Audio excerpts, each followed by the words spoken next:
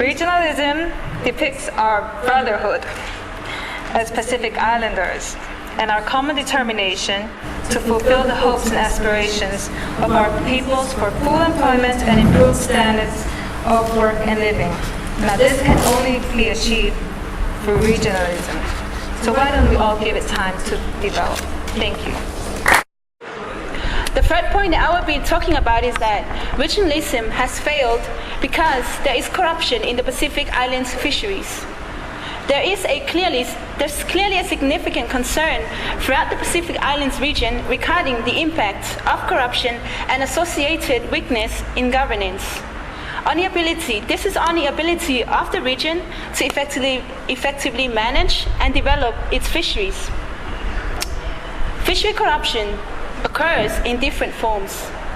One of these forms I will be speaking on: corruption in licensing. Many of the Pacific Island states suffer from low economic growth and poverty. Economic activity in much of the region is dominated by governments, and while foreign fishery access agreements and aid funding form significant and tangled components of national budgets.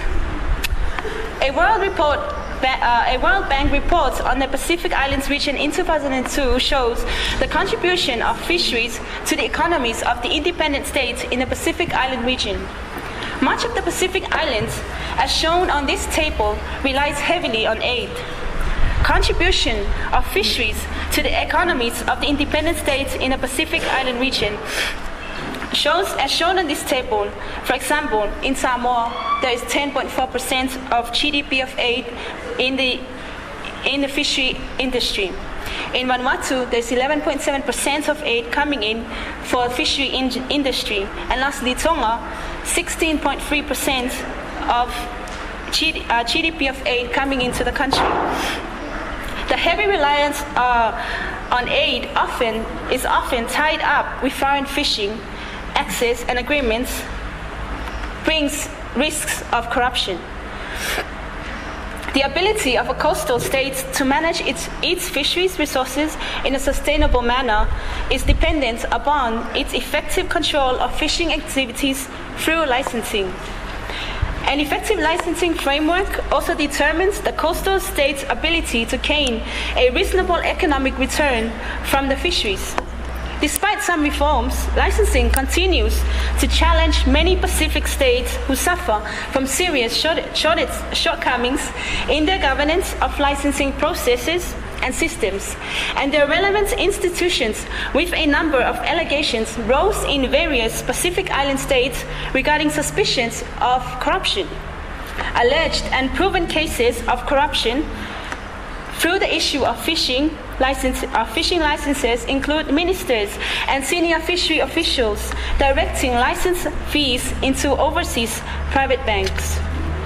One recent example from public inquiries into corruption was found in Solomon Islands as a representative of allegations in many Pacific Island countries. This example was from an Auditor General report into Solomon Islands Fisheries Department.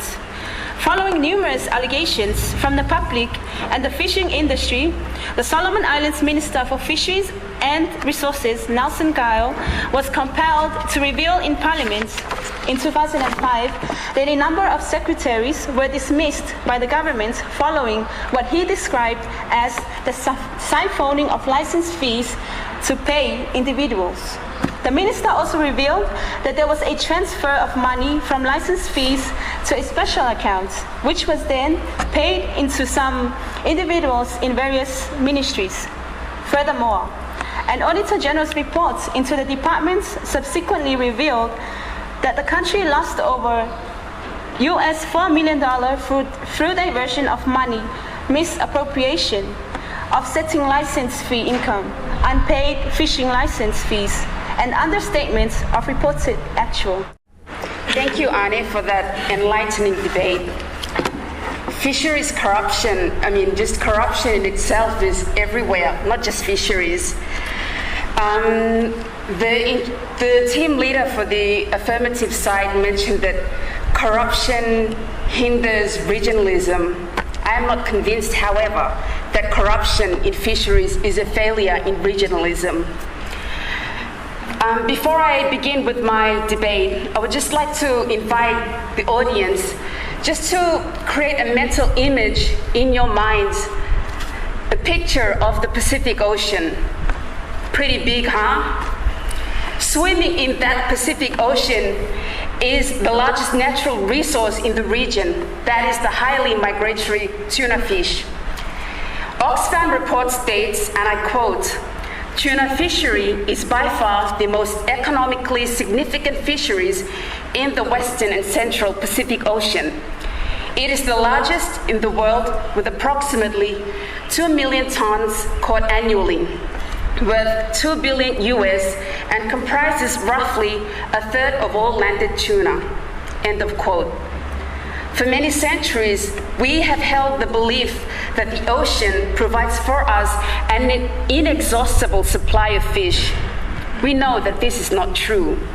In fact, the direct opposite is true, in that our fish cannot only be severely overfished, but could also be threatened with extinction through overexploitation. Our tuna resource has never been under such strain and pressure from overfishing, mainly from distant water fishing nations. Conservation measures are therefore crucial to ensure the Pacific Ocean's resources are not depleted to extinction, and to ensure that proper sustainable measures are carried out effectively. In addition to that, illegal, unregulated, and unreported fishing, IUU, is the biggest threat to conservation effort. The mobility of fishing vessels and the migratory nature of this resource poses a big problem. Therefore, monitoring and controlling of fishing activities in such a large area with limited resources is a difficult task for Pacific states alone, both financially and economically. This can only be achieved through maximum cooperation in the harmonization of monitoring and control of fishing vessels operating in our waters in the Pacific. Fisheries in the Pacific is no doubt a classic success story in terms of regionalism. For instance, the Foreign Fisheries Agency, FFA, has been instrumental in helping member states manage fishery resources that fall within their 200-mile EEZ. Another one, the Western and Central Pacific Fisheries Commission, established in 2004 to manage the conservation and sustainable use of highly migratory fish stocks in the Western and Central Pacific. The Commission determines total allowable catch, regulates fishing methods, and allows quotas to member countries, including Pacific Island states and distant water fishing nations that fish in our Western and Central Pacific Ocean. The Secretariat of the Pacific Community provides technical assistance, research on data catch and stock levels, as well as technical assistance with training and local industry development. This includes all 22 Pacific nations, including Australia, New Zealand, France, and the US. In addition to that, the sub-regional Nauru Agreement, which comprises members whose EEZ account for a significant volume of the region's tuna catch and almost all of the purse seine catch.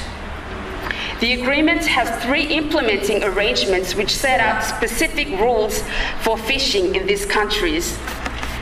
The signing of the 3rd implementing arrangement of the parties to the Nauru Agreement is in itself a welcome instance of regional cooperation in the Pacific. As part of this arrangement, 9 countries, the Marshall Islands, which I believe our colleague here, Mr.